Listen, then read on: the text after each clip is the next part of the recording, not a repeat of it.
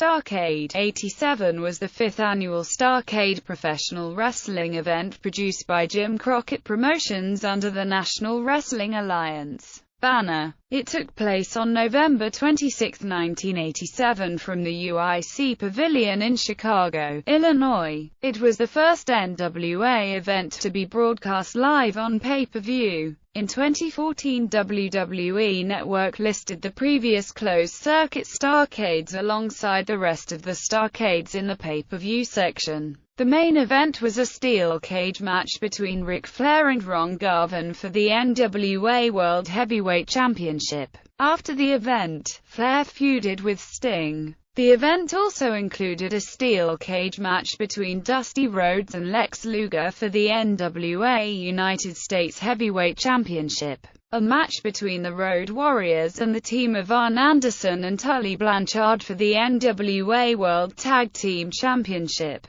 and a match between Nikita, Koloff and Terry Taylor to unify the NWA World Television Championship and the UWF World Television Championship. Background: Starrcade was headlined by the match between Ric Flair and Ron Garvin for the NWA World Heavyweight Championship. The booking committee wanted to end Flair's reign as the champion, but their top preferences of who to be the new champion could not be chosen due to the circumstances. Garvin was chosen instead, and he defeated Flair to win the title on September 25. He was not well accepted as the champion by fans. Jim Crockett Promotions had previously only broadcast Starrcade on closed-circuit television, while the World Wrestling Federation, a competitor, had started to broadcast events on pay-per-view in 1985 with WrestleMania, and was very successful. The 1987 Starrcade was the first pay-per-view event of the National Wrestling Alliance.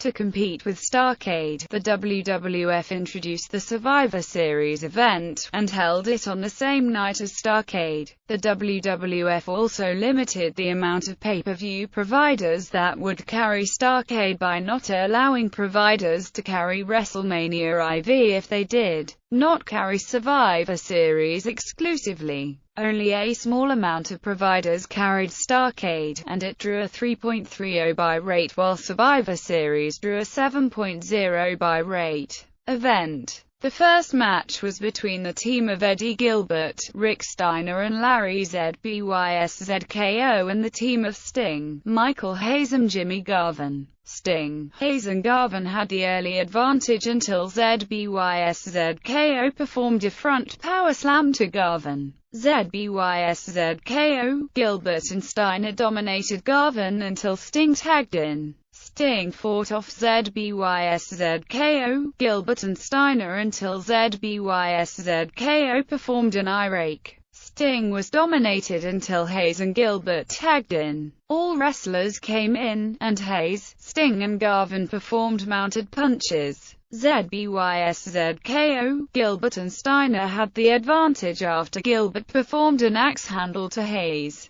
Hayes fought back with the small package on Gilbert. As Hayes had Gilbert in the sunset flip, the match ended in a time-limit draw. The second match was between Barry Windham and Steve Williams for the UWF Heavyweight Championship. The match started back and forth until Williams applied the side headlock. Windham failed to break the hold with several throws. After breaking the hold, Williams attempted to jump over Windham, but Windham's head hit Williams' groin. Williams recuperated, and Windham leaped at Williams. Williams avoided it, and Windham fell outside the ring. After Windham came back into the ring, Williams pinned Windham with an Oklahoma roll to win the match, and retain the title. The third match was a Skywalker's match between the Midnight Express and the Rock N. Roll Express. The match started with Rogers attacking Morton, as Gibson was double-teamed on the scaffold. Rogers attempted to climb the scaffold, but Morton attacked him, Lane and Eaton with Cornette's tennis racket. Eaton fought back by throwing powder at Morton and Gibson. The teams went back and forth until Lane climbed under the scaffold. Morton followed Lane, and pushed him off. Morton and Gibson then attacked Eaton until he fell, and the Rock N. Roll Express won the match. The fourth match was between Nikita Koloff and Terry Taylor to unify the NWA World Television Championship and the UWF World Television Championship. The match started with Koloff targeting Taylor's left arm. Taylor gained the advantage by sending Koloff's head into the guardrail outside. Taylor then targeted Koloff's left arm and shoulder with the use of the ring post. Gilbert attacked Koloff's left knee with a steel chair, and Taylor applied the figure 4 leg lock. After Taylor accidentally knocked Gilbert off the apron, Koloff performed a Russian sickle, and pinned Taylor to unify the titles. The fifth match was between the Road Warriors and the team of Arn Anderson and Tully Blanchard for the NWA World Tag Team Championship.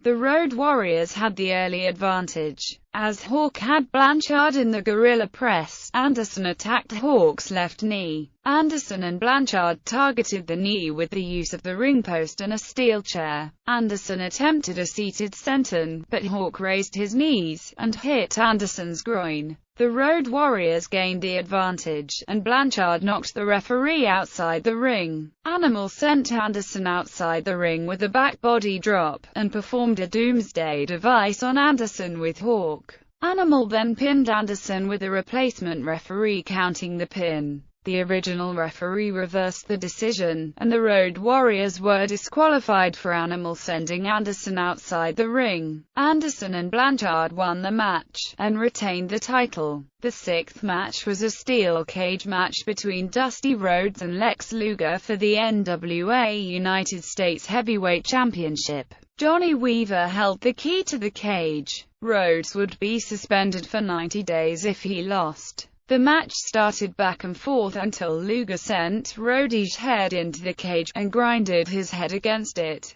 Luger attacked Rhodes' left arm until Rhodes fought back, and applied the sleeper hold. Dillon attacked Weaver with a steel chair, and took the key. As the referee attempted to stop Dillon from unlocking the door, Luger ran into him, and Dillon threw in the chair. Luger attempted to pick it up, and Rhodes performed a DDT on the chair. Rhodes then pinned him to win the match and the title. The main event was between Ric Flair and Ron Garvin for the NWA World Heavyweight Championship. Garvin had the advantage with forehand chops, mounted punches and the Garvin stomp. After they exchanged chops, Flair performed a low blow and an inverted atomic drop. Flair targeted the left leg, and applied the figure 4 leg lock after a shin breaker. Garvin fought back after blocking Flair's attempts to send his head into the cage. Garvin attacked Flair using the cage, and applied the figure 4 leg lock.